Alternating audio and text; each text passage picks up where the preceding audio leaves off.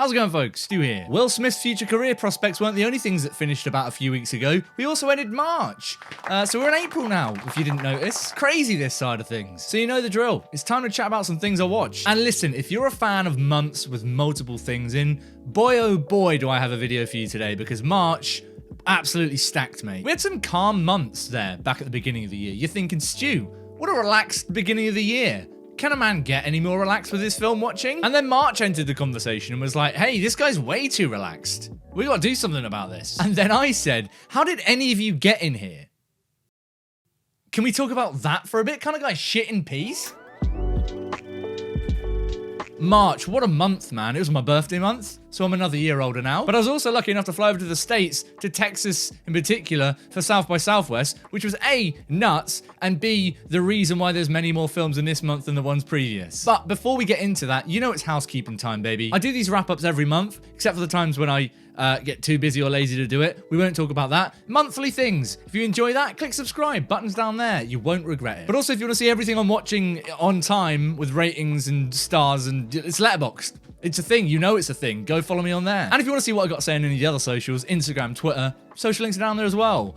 Don't have a great reason for that one. All my thoughts are done. But housekeeping out the way, let's switch over to a new angle. See what I did there? That was pretty seamless and wild. Look at this for a month. It's chaos.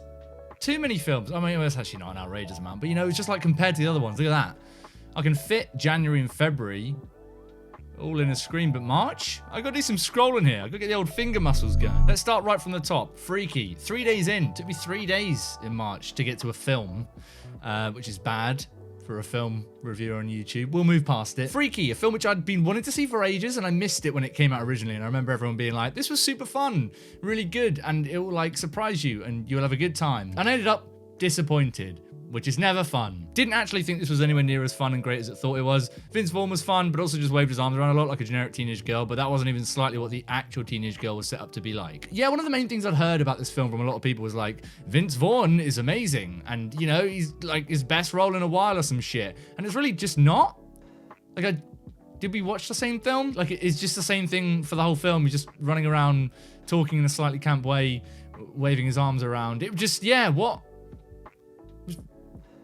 Did I miss something? 2.5 stars. Right bang in the middle. Not a great start to the month, but as I always say, you know, better start average and work your way up than start too good and then have a disappointing month after that. Good grief, I don't want that. I mean, the idea would just be all the films be amazing, but as we all know, I think it was Gandhi that said, all films can't be 5 stars. You know, it's tough. So what was up next? We had The Batman, which is obviously the new Batman film, which you done heard about. I'll keep it brief though, because I do plan on doing a kind of like TLDR reviews, including The Batman, because it was a big film that I feel like I should discuss on the channel. But for now, we'll just keep it as what I've got here on my letterbox, which was just that the car chase in this film is so good, it honestly hurts. It was an outrageously good car chase. It was the sort of car chase you watch and you go, wow, those people are chasing each other in cars. And I didn't write it on here, but I did say it over on Twitter. But I mean, it devastated me, but one of the weak links about the film for me ended up being Paul Dano as a Riddler, which is not something I wanted to sit here and say or ever think, and I'm dealing with it. 4 stars though. What did I say? Things are only going up. What did I watch after The Batman? Old. I spoke too soon about things getting better from the beginning of the month, didn't I? This is another one which obviously came out a while back and I didn't see because I just wasn't interested. I thought it looked terrible, let's be honest. The trailers for this looked... And it eventually dropped on one of the streaming services. I thought, I'll finally kick back and check it out. I need an easy, hopefully fun time for the evening. And it was just bad. It was just so bad. This is one of the ugliest mainstream films I've seen in recent years. Shot composition, framing, blocking, editing, every testicle. Not what I meant to say. How's that for a slip of the tongue? Jesus. Every technical aspect was filled with decisions that do not work. This is the main takeaway for me. And like, regardless of what people think about the concept or whether it's fun or whether it's intentionally bad or, you know, like I was amazed at how this film looked. It was doing things like pulling forward and focusing on things in the background, but like the framing of the overall shot just really bugged me. The CGI in the film was trash. It had horrible, jarring, very obvious and obnoxious editing at points, which just didn't help the film at all. It's just people awkwardly fumbling around frames, and every 10 minutes a wow, that would be weird, wouldn't it, thing happens, and then it ends. Couldn't have put it better myself. Oh wait, I did. 1.5 stars. But the next film I watched was on the 11th. That's a gap. The Sparks Brothers. This is the beginning of my America time. So this was a flight watch, which is always fun. Always a great way to watch films. And this is obviously Edgar Wright's documentary about Sparks, which I didn't see when it came out and I'd heard lots of great things about and obviously adored Annette. I don't need to tell you that. Like, there's many videos on this channel which will explain that I adored Annette. And I never know what to watch on flights sometimes, and it just sort of popped up and I was like, yeah, you know what? I do want to watch a documentary about Sparks right now. Kind of the same thing for 2 hours, but it was a good thing, so I had fun. Exactly. Quite an easy one to review that. It just is a good documentary. Maybe overstays its welcome a bit. Pretty much does the same thing a lot, but it was good fun. Why was Mike Myers in there? I don't know. 3.5 stars for Sparks Brothers. But after that begins my actual South by Southwest movie watching. And now I'm going to keep these as brief as they are on my Letterboxd, because I'm going to go into some deeper thoughts eventually on the channel in a South by Southwest wrap-up, which is coming. I've just been so busy, and I appreciate it was like 3 weeks ago, or maybe a month ago, that I actually went and watched these. Like, this is a long time coming. It's a late video. You know I do this. All that to say, I will be going into detail on these South by films, so I'm going to keep it brief here. But the first one is I Love My Dad, which is this kind of awkward cringe comedy based on a true story about a guy whose dad catfishes him in the hopes of getting closer to him. And obviously, that wasn't a good idea, and things didn't go well. Super fun, ultra cringe-inducing comedy, definitely delivers on laughs and rides nicely off that can't quite believe this shit happened wave. Did want a little bit more depth, particularly in the climax. I think it was a first-time director, so like, good work. Solid. And he was the one that had this happen to him in real life, which is never fun. So that was a fun Q&A. 3.5 stars. A solid start to the festival. But next on the same day, we had Spin Me Round, which is the latest comedy from Jeff Boehner, who did Horse Girl most recently, which was a Netflix film. And before that, he did A Little Hours. This is absolute chaos in the best way possible. Consistently fucking hilarious, completely nuts, and all tied up with a legitimately wonderful DiNaggio score. Yeah, that was an insane surprise. Like, the score started in this film, and I was like, this is a really good score. Like, this sounds a lot like a DiNaggio score. This sounds a bit like something from a De Palma film. And at the end in the Q&A, they were like, yep, it was. And that was a lovely surprise. 4 stars. After that, though, the next day at the festival started things with Linoleum, which I was quite excited for, considering I didn't know anything about it until I got to the festival and we were like just picking what to watch in the days. It's a drama about a kids TV presenter that decides he wants to be an astronaut, and like his family drama around that. Builds its story in a super engaging and interesting way with a charming central performance from Jim Gaffigan. Just wish the climax landed more of its ideas better. It becomes messy in places that needed more breathing room. It just does that thing where you're like, oh, stop adding ideas here. I know what you're trying to, just stop adding things. 3 stars for Linoleum. Fun name to say though. Linoleum. Linoleum. Linoleum. I need to stop. Let's carry on with the rest of the video. Apollo 10.5, A Space-Aged Childhood. This is on Netflix now.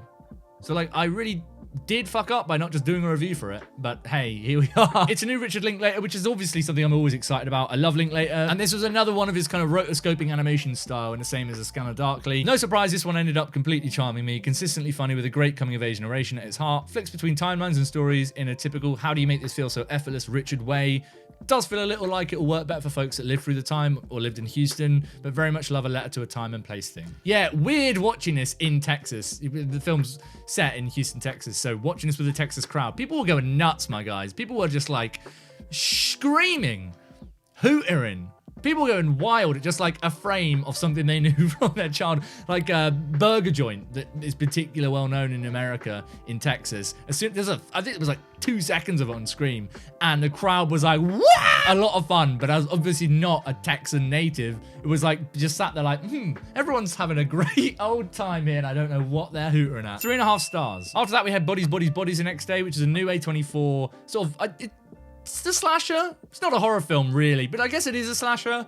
Essentially, it's just a group of friends that are stuck in a house when they go for a little getaway during a hurricane, and they each start getting picked off by someone in the house. Super tight screenplay that feels wholly accurate and not just like, this is what the kids of today are like, am I right? Bonus points for killer cinematography from Monas as Jasper Wolf, and just a huge amount of smart fun. Can't wait to rewatch. This is absolutely the sort of film which I would just like happily whack on again and just get some friends around and just kick back with. It's a lot of fun in that sense. 4 stars for Bodies, Bodies, Bodies. What did I watch next though?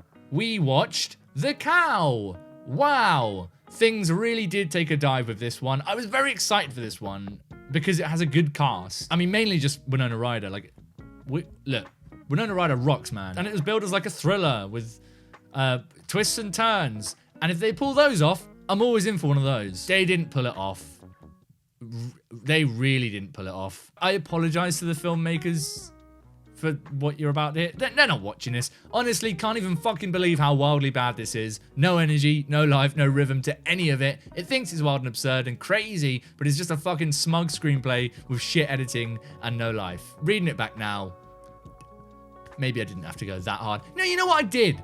It's all coming back to me now. This was so bad. Coming out of this screening was like, just, you know, that deflated feeling when you're like, God, that was just, I don't even want to have the energy to have to talk about how much I didn't like that film. Fuck, this film sucked, man. That's all I'm saying. 1 star. Things picked up big time, though, with Deadstream, which, I mean, anything after Cow just feels like a fucking masterpiece, to be honest. But this is a found footage horror film that follows a streamer that goes and does like one of those night in a horror house challenges for his live stream community. An absolute belter of a horror comedy, smashes both sides of the coin with a found footage streamer flick that ramps up the absurdity in a super satisfying way, an actual hoot, and also props for pretty much avoiding most found footage flaws. Also cute that it was made by a husband and wife and it's their first time film, which is always bonus points. Good stuff. 3.5 stars for Deadstream. After that we had Watcher, which is another one which I was weirdly very excited for, considering I didn't know about it before South by, but I was like, Maika Monroe in a slow burn thriller about a serial killer?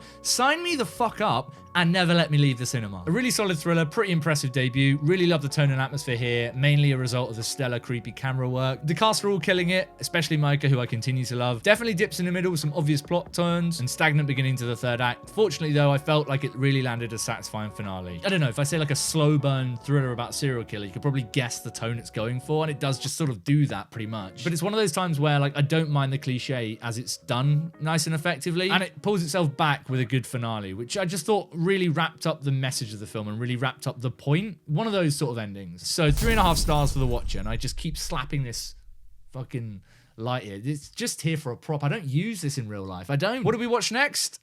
Here we go. It's plane time, baby. This is the flight back, right? Look, we got a 10-hour flight or whatever. I want to sleep. Okay, the way back, I don't want jet lag to really ruin me, so I want to sleep as much as I can overnight. So I decided, hey, let's just whack on something I know, all right? Let's go to the classic section of British Airways library of film. And what do I find? 10 Things I Hate About You. Of course I'm watching it. Of course I'm watching it. The best rom-com of all time. Don't argue. My hope was that like I'd put something I've seen countless times on before and it would help me fall asleep because I've seen it before, right? Didn't happen. Film's amazing. Kept me up because it's so good. Didn't get much sleep. 5 stars for 10 Things I Hate About You. Do I need to explain why it's 5 stars? Oh, well, still an all-timer, never gets bored, soundtrack gets better every time. If you haven't seen 10 Things I Hate About You, change it. If you love rom-coms and you haven't seen 10 Things I Hate About You, God, I'm jealous that you're going to be able to watch this for the first time. God, it's good. 5 stars. Yes, of course it is. And I carried on this sort of watching things I've seen before in the hopes that it puts me to sleep with Moana, which is Moana. Do I need to? It's Moana. I love Moana. It's so good. In my opinion, I don't think, off the top of my head, the Disney animation has done anything as good as Moana since Moana. It's so good. Complete belter. Still don't think Disney animation has come close to this for years now. I just said that. Also, I'm going to say it. I think this is probably the last thing from Lin-Manuel Miranda which really, like, wowed me. Like, since Moana, has he been smashing it as much as I'd like him to? Killer songs. Amazing animation, 4.5 stars. Though actually this one did put me to sleep. I'm remembering now, it did. And that's not a slight against Moana. I just needed to sleep on a plane. Finally, this one worked. I think I woke up to that bit where she's like at the end, like walking through the water and it parts and it's all slow motion. It's got that amazing song. Oh man, what a film. Emotional thing to wake up to though. But look, it was good. And then I finished off the flight with Crazy Stupid Love.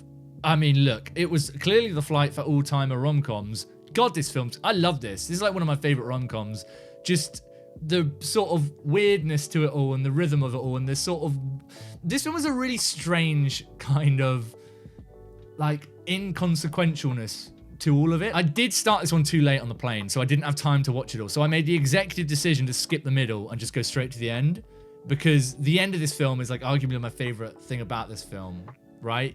I don't know what it is. Everything about the end of this film just works so well for me. I think it's the music coming together. Like, the story isn't an amazing ending, but just something about it clicks for me. I just really love this film. So yeah, I logged it. I mean, is that cheating? I did sort of just watch the first half hour and the last half hour, but I'm logging it anyway. 4.5 stars. I'm sure there was one other film I watched on that flight. Did I not log it? I'm definitely sure there was another one I watched. What was it? I think it was Anchorman. I watched Anchorman on that flight and I didn't log it. God damn it, Stu. You're a terrible person. I'm not going to log it now. It just feels a bit too late now. But, like, I did watch Anchorman. And it did help me sleep. But when I got back, I was super ultra jet lagged for a bit. So I had a bit of a weekend where I was just going to, like, be lazy. I basically played a lot of Elden Ring. But I did get some films in. And one of those was Deep Water, which is the new erotic thriller starring Ana de Armas and Ben Affleck. Two very attractive people. One of them being, like, genuinely too attractive for her own good. Obviously, I'm excited for this. It's an erotic thriller starring Ana de Armas. So, believe me when I say, what the fuck? Objectively sexy people, a real-life couple at that, in an erotic thriller. How did this go so wrong? Rhetorical question. The answer is a screenplay that doesn't know where or what it is ever. It's very weird. Maybe there's an argument that maybe just like my expectations got in the way of this one, but I'm gonna go out and say, I don't think it's just that. I just think it's a bad screenplay. I just think the screenplay moves the characters around this chessboard in a way which is just really peculiar, right? An erotic thriller like this, I think it knows that it's doing things over the top and it's quite hammy. I mean, it's an erotic thriller in 2022. You're allowed to be over the top and hammy. You just need to be thrilling and erotic. But this film just sort of does shit. And it's like, there you go. And I think it's trying to do something deeper about, you know, themes of marriage and infidelity there and being drawn to a person in that sort of weird Gone Girl way. You know, the ending of Gone Girl where it's like, oh, they're stuck together but they don't want to be, and there's what an interesting dynamic. It feels like this film was like, I want to do that with an erotic thriller, and then didn't understand how to do that at all with an erotic thriller. It does get points for being like funny for I think the wrong reasons. 2 stars for that. After that though, film watching was saved well and truly with X. Thought I had this figured out, a throwback grindhousey slasher. What a surprise it ended up being. Genuinely great slasher stuff mixed with poignant thematic devices and oozing style. Really, really happy with this one and can't wait to catch it again. Mia Goth! I feel like I should just end all Letterboxd reviews with Mia Goth! Exclamation mark, and just never explain it. She's awesome, man. Like, I'm now at a point where I'm just going to watch Mia Goth do anything. If her name's on that poster, I'm going. Bear that in mind, all film marketing companies. 4 stars for X. But then I kicked back with a different one on Mubi. You may have just seen I put up a 5 romantic dramas from 5 different countries on my channel. If you haven't watched that yet, go check it out. Link's down there for that. There's some good recommendations in there. Of course I'd say it. I'm the one recommending them. But one of those was a Swedish love story. This was an insanely pleasant watch. Not much to add that hasn't already been said. Just super fluid. Lots of fun coming of age romantic stuff. It's basically about just kids kind of finding love in a summer in Sweden. Lovely coming of age stuff. We had a good time. 3.5 stars. Then I watched Turning Red, which is a new Pixar film, which dropped on Disney+, which was a really weird experience because it started off and I was like, this feels too obnoxious. Like, this feels just a bit too much. Like, it's catering maybe to, like, much younger audiences. Like you know, like the generation that you see now and you're like, what? This is too much. But actually, I ended up really enjoying it. It won me back by the end of this film, and I had a really charming time. This was a lot of fun. I'll be honest, I found the central character super obnoxious to the film's detriment at first, and was worried it would stop me getting into it at all, but thankfully the film has enough charm, heart, and humor to suck me in and deliver a wholesome time. Also, goddamn the hair. Yeah, hair, man. We've got to do something about these animation studios making hair look this good. How? 3.5 stars for Turning Red. More like turning good? Nope. Then I rewatched The Worst Person in the World because Mubi were like, hey, come watch it again. And I'm obviously going to go. God, it's good. It's so good. I've got a full review in the description down there if you want to see some in-depth thoughts on The Worst Person in the World. But at this point, I've seen this film like 5 times and it's so good. I'm not going to read this review because it is technically a spoiler. Although, like, it feels like a very loose spoiler, but I'm not going to read it in case any of you watching this haven't seen the film. So I'm doing you a service there. But just rest assured, man, what a Letterboxd review this one was. Really an old-timer stuff. Hall of Fame Letterboxd review. 5 stars. I will be doing a video essay on this on the channel within the next month. So there's something to look forward to. Then on the 26th, I watched Master and Commander: The Far Side of the World, which feels like a random one. I don't know why we watched that. I really don't know. We were at home And we were like, hey, we hadn't seen that since we were young. And it just fell onto the screen. And this is a really, really weirdly nostalgic film for me. I vividly remember watching this in the cinema with my brother and my dad. And so like at a certain point, it just all started coming back to me in a really super weird nostalgic way, which kind of gets you, you know, that nostalgia which gets you quite amped up and pumped, which is a weird feeling to get when you're watching Master and Commander: The Far Side of the World, which is a slow film about naval combat, you know, like doesn't get you the most amped up, and it's not like the Avengers. It's like those videos of people going nuts in cinemas for the Avengers. It was sort of like that for me though, at just kids getting their arms cut off without anesthetics, with a stick in your mouth. The old times, man. Crazy shit. Also, Billy Boyd's in this. 4 stars. Then we carried on with some more films that I watched to try and get some recommendations for that 5 romantic dramas from 5 countries video, which again, link down there, with The Empty Hours, which is a Mexican film, which I didn't know about, other than like a frame on Mubi. Like, you know, in Mubi, they had obviously the still with the film, and I was like, that looks good. I should watch it. And so I did. Really enjoyed this super relaxed, laid-back tone that maybe could have done with a bit more depth to really land on something special, but nonetheless manages to successfully explore its coming-of-age themes. Definitely worth a watch for fans of slice of life, not much happens but still enjoyable films. That isn't a thing. I need to learn that I can't just put hyphens between words and be like, that's a thing now that everyone knows. Good stuff. Highly recommend it. In fact, I did recommend it in the video I put out. Wild. 3.5 stars for The Empty Hours. And then we wrapped up the month with Asako 1 and 2, which is again another one from that 5 romantic dramas from 5 countries that I did. This one was a Raisuke Hamaguchi who just did Drive My Car, which won the best international feature at the Oscars. Hamaguchi really knows how to maneuver naturally between tones and genres, and that's absolutely evident here. Really love the places this film ends up going, especially when it feels inconsequential or tangential to the main plot. He's got a really good talent to just sort of like taking you down this string away from the main plot and making it feel worthwhile. I know that's a difficult thing to do as a director, because often in films where you just start veering away from the main plot, you're like, this feels unfocused and messy, like, can we get back to the good shit? But actually, I like spending time at the stuff away from the main central plot and concept of this one. 4 stars for Asako 1 and 2. And that's it. That's March done, baby. Out of the way. What a stacked one. I told you, a few more films in there than usual. We love to see it. As I said, a whole bunch of those I'll be going into more thoughts on in a South by Southwest wrap-up where I review everything I saw. So look forward to that some point soon on the channel, although incredibly busy times at the moment, so I don't know exactly when. Let me know what you've been watching in March. I want to know. Because, you know, that's like 30 days right there. That's a whole load of films you could have been watching. Of course, to see all the films I'm watching at the moment, before the next last month on Letterboxd, you can go and follow me on Letterboxd, which is just a thing to do. Do it. Link down there in the description. And if you fancy following me on socials, they're all down there as well. And also subscribe, because that's just the thing to do around here. All the cool kids are doing it. You want to be cool, right? You don't want people looking at you going, that guy's not cool. He doesn't subscribe to channels he likes. I'll see you guys soon for some more thoughts on more films. And hopefully April's won't be wildly late like all the other ones I've done. But until next time, Mia Goth!